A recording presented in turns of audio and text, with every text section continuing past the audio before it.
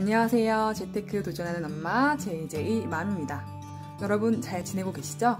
저도 요즘 집에서 열심히 책을 읽으면서 지내고 있는데요. 오늘은 나는 오늘도 경제적 자유를 꿈꾼다 라는 책으로 하루를 시작하려고 합니다. 사실 아이 둘과 함께 24시간 집에서 가정 교육을 하다 보면 책을 읽을 시간 없지만 이렇게 틈새 독서를 하고 있는데요. 책을 읽으면서 이 부분들을 저희 구독자님들에게 꼭 알려드리고 싶어서 이제 영상을 찍게 되었는데요. 저자이신 청울리님께서 공급으로 부동산의 사기를 파악하라라는 메시지를 알려주셨어요. 주택 공급이 부족하게 되면 그로 인해서 집값이 오를 때 어느 지역을 막론하고 일정한 패턴을 그리면서 상승이 된다고 합니다. 그래서 이 패턴은 자연의 사계절처럼 봄, 여름, 가을, 겨울로 순환을 하는데요. 봄은 집값은 계속 하락하는데 전셋값은 오르는 국면이고, 또 이 시기에는 사람들이 집값 하락이 두려워서 집을 사지 않고 전세로 머물고, 사람들이 집을 사지 않으므로 건설사는 주택 공급을 하지 않고, 공급 과잉으로 집값이 하락한 지역이 어느 시점부터는 공급 부족 지역으로 바뀌고, 이 와중에 전세가가 계속 오르면서 매매가에 근접하는 현상이 나타난다고 합니다. 여름은 본격적인 상승이 시작되고요. 전세가가 매매 가격을 밀어 올리면서 매매가와 전세 가격이 함께 오르는 모습을 볼 수 있습니다.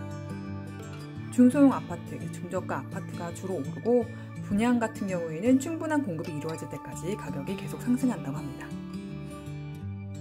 가을이 되면 전세가는 상승을 멈추고 매매가는 뒤늦게 합류한 실수요자와 투자자까지 가세해서 크게 상승을 한다고 합니다.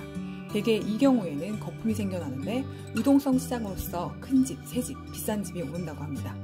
정부는 부동산 규제책을 발표하고 늦가을이 되면 여름에 공급을 개시한 물량이 입주를 시작하면서 긴 상승을 마무리한다고 합니다.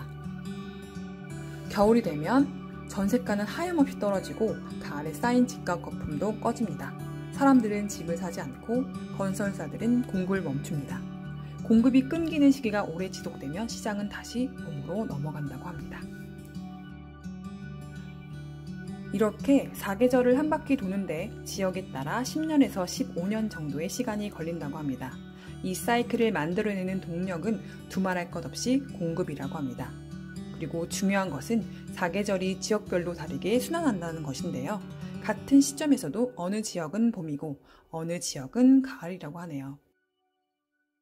그러니까 투자자라면 봄이 오는 지역이 어디인지를 살펴야 할 것이고, 내 집 마련을 하고 싶은 실수요자라면 내가 사는 지역이 어느 계절을 지나고 있는지를 알아야 합니다. 그래야 늦가을이나 겨울에 집을 사거나 봄에 짐을 파는 우를 범하지 않을 수 있다고 합니다. 그래서 저도 제가 살고 있는 지역이 어느 계절에 속해 있는지 한번 생각해 보았는데요. 제가 살고 있는 대전은 지금 여름이 지나고 초가을로 진입한 게 아닐까 하는 생각을 해보게 됩니다.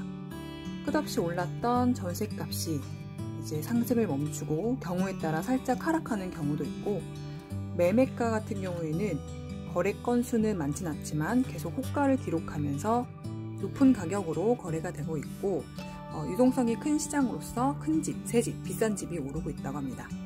올 후반부에 아파트 입주 물량들이 쏟아지면 어떻게 시장이 변화할지 궁금해지기도 하네요. 오늘의 영상은 여기까지입니다. 도움이 되셨다면 구독과 좋아요 눌러주세요.